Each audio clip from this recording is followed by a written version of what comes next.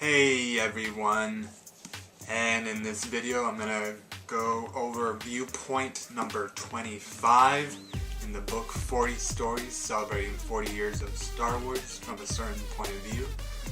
And in this point of view, it is titled The Trigger by Kieron Gillen. This point of view is from the point of view of a scavenger named Afra who is on Dantooine and just so happens to be in the area when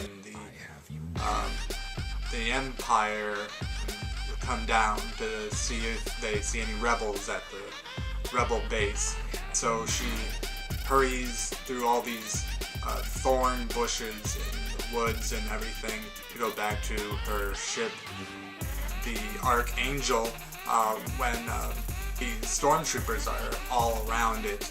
Of course, her ship is camouflaged, so they don't see it, but then she decides to walk out all casual to try to make it seem like she's just there to help and not to cause any trouble like she goes with her hands raised up. But they take her to General Tag and for him to talk to her, and the whole time she keeps talking and makes it seem like she's no trouble. She shows this big excitement for when she hears that they destroyed Alderaan and tries to make it seem like she's all cool about it and everything, trying to talk her way out of getting killed, and to the point to where she ends up getting sent to be executed anyways by one stormtrooper that follows her out into the woods that's supposed to shoot her, and this whole time she's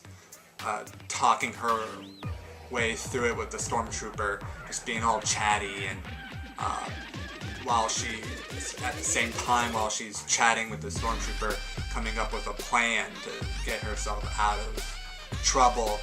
And she even goes as far as to taking one of her devices to deactivate the stormtrooper's blaster, and then she takes the blaster out of his hand and makes him take off his helmet, and to find out that it's just a teenager behind the helmet, and then he starts crying and all these tears and shows that he's terrified, and while she's pointing the blaster at him, decides to tell him that he's gonna put back on his helmet and go and tell everybody that he shot her, and but actually letting her go away, and they both live. And so it was pretty interesting hearing from a point of view of somebody that just like talks her way out of it, everything, and it's also kind of interesting because she didn't care that much for the rebellion, for the rebels, because she grew up in the shadow of this war. So this is the section that I'm going to read from this chapter. "I mean, do you think the Death Star had a trigger?" she said. "Someone ordered it to be fired, but that's easy. Did someone actually have to pull the trigger?" She carried on into the wood. He followed the 2 deadly steps behind her.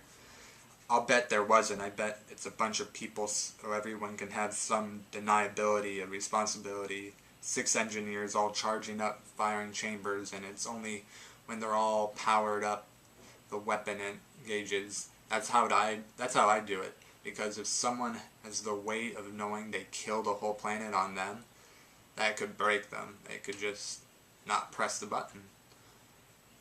That's how they do firing squads on some worlds," she went on, glancing back. "There's someone whose gun isn't firing for real, so they can always think, hey, maybe I didn't do it.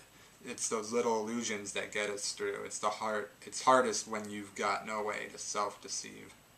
That was interesting because that's basically where that chapter got the title, The Trigger. And until next time.